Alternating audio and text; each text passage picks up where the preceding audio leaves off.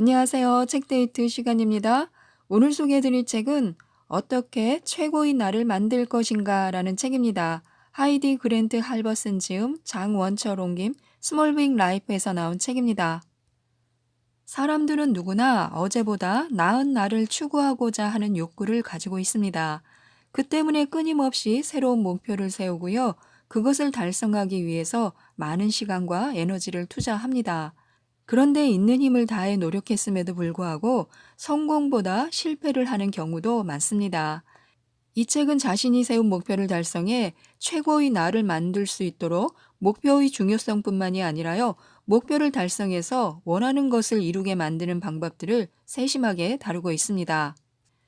최고의 나를 만드는 최선의 방법에는 어떤 것들이 있는지, 또 어떤 노력들이 필요한지 지금부터 살펴보도록 하겠습니다. 목표 달성에 있어서 대단히 중요한 한 가지 요소가 있습니다. 바로 자기 통제력인데요. 이 자기 통제력은 목표를 달성해 나가는 과정에서 부딪히는 다양한 유혹과 문제 상황으로부터 자신의 생각과 행동을 흔들리지 않게 지켜내는 내적인 힘을 말합니다. 일상적인 의사결정과 같이 지극히 사소한 일을 하기 위해서도 자기 통제력을 많이 사용해야 합니다. 그렇게 소진된 자기 통제력은요, 다른 일의 결과에 영향을 미칩니다. 자기 통제력의 수위가 크게 낮아진 상태에서는 아무리 자기 통제력이 강한 사람이라고 하더라도 사소한 목표 달성조차 힘에 부칠 수 있습니다. 자기 통제력이 강한 오프라 윈프리 같은 경우에도요, 다이어트 실패에 관한 인터뷰에서 이런 말을 했습니다. 올해 들어서야 나는 아무리 적게 먹고 많이 운동하려고 노력해도 내 삶의 균형이 완전히 무너진 상태에서는 절대로 살을 뺄 수 없다는 것을 비로소 깨달았습니다.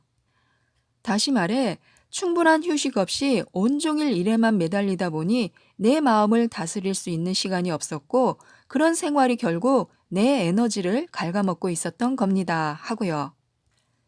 자기 자신을 너무 가혹하게 몰아붙이면요, 자기 통제력은 금세 바닥을 드러내고 만다는 거죠. 그렇기 때문에 자기 통제력의 정체를 이해해야만 목표 달성을 위한 올바른 전략을 세울 수 있습니다. 자기 통제력이 근육처럼 충분한 휴식을 통해 회복된다는 사실을 이해해야 합니다. 우리들은 아무리 어려운 일도 반복해서 하다 보면요, 쉽게 느껴지기 마련입니다. 다이어트나 금연에는 많은 고통이 따르는데요. 특히 자기 통제력의 수위가 낮을 때 가장 큰 고통을 느낍니다. 따라서 힘든 순간을 슬기롭게 잘 넘기고 신속하게 에너지를 충전할 수 있다면 목표 달성의 가능성은 크게 높아질 수 있습니다. 이를 위한 몇 가지 실천 방안 중에서요, 두 가지 방법이 있습니다. 첫 번째는요, 외적 보상이 저하된 자기 통제력을 보충할 수 있다는 것입니다. 예를 들어서요, 다이어트에 도전하는 사람에게 일정 기간 안에 어느 정도의 살을 빼면 금전적인 보상을 하겠다는 약속을 했을 때 다이어트 성공률이 훨씬 높아질 수 있습니다. 두 번째는요, 자기 통제력은 타고난 것이며 그래서 절대 변하지 않는다는 이런 믿음은 잘못된 것이며, 자기 통제력은 근육을 단련하는 것처럼 학습과 훈련을 통해서 얼마든지 변화시키고 끌어올릴 수 있다는 것을 믿는 것입니다. 이를 위해서 가장 먼저 필요한 것은요, 규칙적인 훈련입니다. 최근의 연구 결과에 따르면 규칙적인 운동, 입출금 기록하기, 올바른 자세로 앉기 등과 같이 일상적인 습관을 통해서도 자기 통제력을 높일 수 있다고 합니다. 그러면 지금부터는요, 내가 원하는 것을 찾는 방법에 대해서 알아보도록 하겠습니다. 무언가를 이루고자 할 때 가장 먼저 해야 할 일은요, 내가 하고자 하는 것이 정확히 무엇인지 결정하는 것입니다. 내가 원하고 이루고자 하는 것이 진짜 무엇이며 그것을 위해 구체적으로 어떤 노력을 해야 하는지 명확하게 알고 있어야만 제대로 된 계획을 세울 수 있으며 실행에도 옮길 수 있습니다. 그래서 원하는 것을 얻기 위해 가장 먼저 해야 할 일은요, 구체적인 목표를 세우는 것입니다. 그렇다면 왜 구체적이고 높은 목표는 최선을 다하라는 말보다 좋은 성과로 이어지는 것일까요? 그 이유는요, 구체적인 것이 상대적으로 간단하게 보이기 때문입니다. 기대하는 바가 무엇인지 정확하게 알 수 있도록 하는 것, 혹은 자기가 달성해야 할 목표를 정확히 설정하는 것은요, 사람들로 하여금 이 정도면 충분해라며 노력의 정도를 낮춰 잡는 가능성을 차단합니다.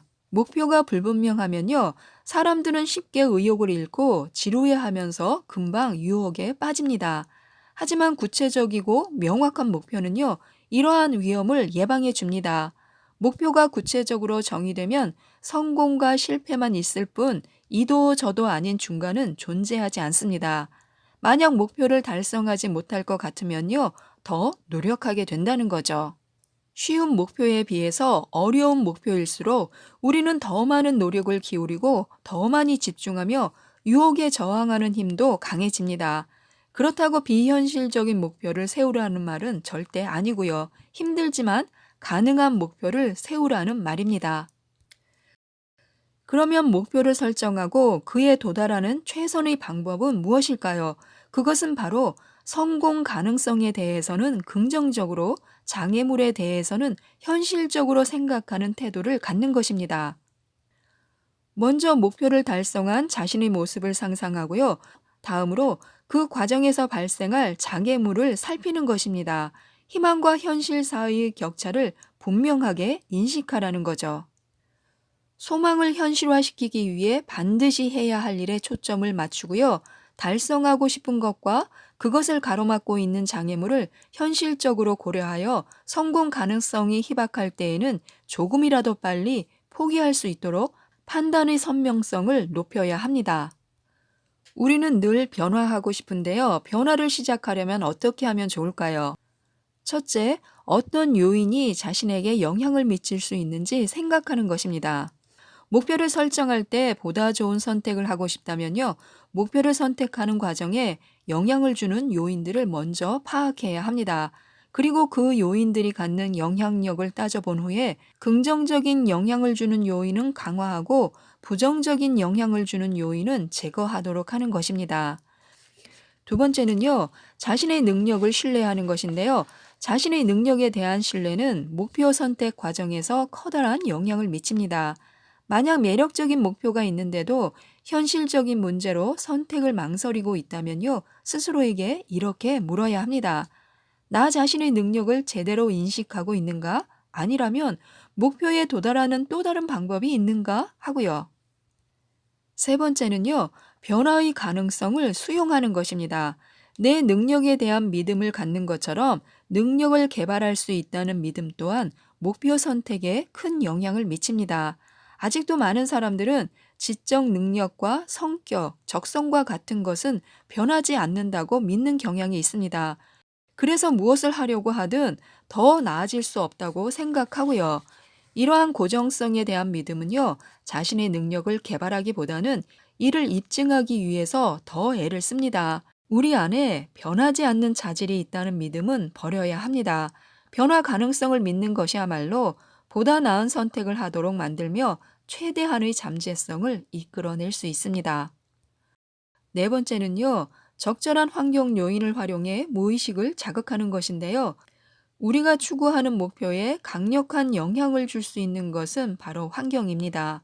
그리고 이 환경의 영향은요, 항상 무의식적이고요. 언어적 표현, 보이는 사물, 마주치는 모든 것들과 우리는 상호작용을 하면서 그것들은 우리의 무의식을 자극합니다. 그 중에서 특히 롤모델은요, 목표 전염을 통해 우리에게 동기부여를 할 수 있습니다. 그러므로 의식이 다른 일로 방해를 받는 상황에서도 무의식이 목표를 위해 일할 수 있도록 환경 요인을 적극적으로 활용해야 합니다. 이를 통해서 열정을 꾸준히 유지할 수 있고요. 즉, 전혀 모르는 사람도 우리의 목표 달성에 영향을 줄 수 있습니다. 어떤 특정한 한 사람이 목표를 추구하는 모습이 무의식적 차원에서 불특정 다수에게 전파된다는 의미에서요, 심리학자들은 이것을 목표 전염 효과라고 부릅니다. 누군가가 목표 달성을 위해서 노력하는 것을 단순히 지켜보는 것만으로도 충분히 동기부여를 높일 수 있습니다. 그러면 계속해서 일을 미루고 있을 때는 어떻게 하면 좋을까요? 정말 달성하고 싶은 목표지만 동기부여가 되지 않아 시작조차 못한 경우도 있습니다. 또 도전해야 한다는 생각을 하면서도요, 마냥 시간만 흘려보내고 있는 목표도 있습니다. 목표가 생각하는 것만큼 동기부여를 일으키지 않게 되면요, 시작을 미루게 되고 성공할 가능성도 적어집니다. 이럴 때 열정을 불러일으키는 한 가지 방법이 있습니다. 그것을 왜 해야 하는지 생각하는 것입니다. 규칙적으로 운동하기라는 목표가 잘 실행이 되지 않는다면요, 건강과 보다 매력적인 몸매를 갖기 위해라고 이유 중심적으로 생각하고요. 이런 이유 중심적 관점에서 목표를 바라보는 것이 동기부여를 높입니다. 또 실패했을 때 닥쳐올 모든 손실에 대해 생각해 보는 거죠. 그 상황이 유쾌한 일이 아니라는 것을 깨닫는 순간 큰 성취가 보상으로 다가옵니다. 또 우리들은 어려운 일을 처리해야 할 때 자꾸만 뒤로 미루게 되는데요. 여러 가지 이유로 목표 달성이 어려운 경우가 있습니다. 우리는 완전히 새롭고 익숙하지 않은 상황에서 일을 해야 할 때가 있는데요.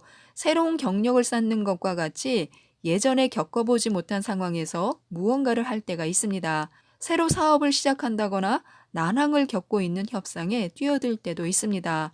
이렇게 힘든 목표를 맞이했을 때 가장 필요한 것은요, 다름 아닌 유연성입니다. 유연성.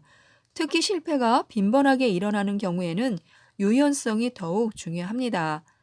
잘 알려진 배우들도요, 오디션에서 거절을 당하고 흥행과 비평에서 실패를 경험합니다. 성공은 넘어졌을 때 다시 일어나 가던 길을 걷는 사람에게 찾아오는 것입니다. 모든 성공 신화에는 어두운 암흑기가 있지만요, 아무도 주목하지 않을 뿐입니다. 예기치 못한 문제 상황이 발생하더라도 거기에 유연하게 대처할 수만 있다면요, 이를 극복하고 얼마든지 목표를 달성할 수 있습니다. 지금부터 그 구체적인 방법에 대해서 알아보도록 하겠습니다. 첫째, 달성하고자 하는 것을 구체화해야 한다. 예를 들어서 살을 5kg 빼자라고 하는 것이요, 몸무게를 줄이자라고 하는 것보다 동기부여가 높은 그런 표현입니다. 둘째, 행위 중심적 사고방식으로 목표에 다가서야 합니다. 내가 이 목표를 달성하기 위해서 반드시 해야 하는 것이 무엇인가 라고 생각하는 것은요, 어려운 목표를 추구할 때 상당한 도움이 됩니다. 당장 해야 할 행동에 초점을 맞추는 것은요, 효율성을 높이는 동시에 돌발 상황을 관리하기도 쉽습니다. 셋째, 목표를 안정지향적 관점으로 바라보는 것입니다. 일이 제대로 될 것 같지 않다는 느낌은요, 사람들의 경계심을 자극해 동기부여를 증가시킬 수 있습니다. 정말 어려운 목표라고 할지라도 목표를 포기하는 확률이 줄어드는데요, 얻을 수 있는 것보다 잃는 것이 무엇인지 생각하기 때문입니다. 넷째, 어려움에 직면했을 때는요, 향상 목표를 선택해야 합니다. 성과 목표보다는요, 향상 목표에 집중할 때 문제 상황에 보다 유연하게 대처할 수 있습니다. 예기치 못한 문제가 발생했을 때 향상 목표를 선택하면요, 이를 발전의 기회로 받아들이게 됩니다. 개인적인 성장을 기대할 수 있기 때문에요. 목표를 달성하는데 중요하게 생각해야 할 것이 하나 있습니다. 바로 행동할 때를 놓치지 않아야 합니다. 목표 달성을 방해하는 함정은 정말 많습니다. 그 중에서 가장 보편적인 것은요, 실행의 순간을 놓치는 것입니다. 아침 일찍 일어났을 때를 한번 떠올려 보시기 바랍니다. 시계를 보았더니 출근 시간이 아직 20분 정도가 남아 있습니다. 그 시간 동안 무엇을 할 수 있을까요?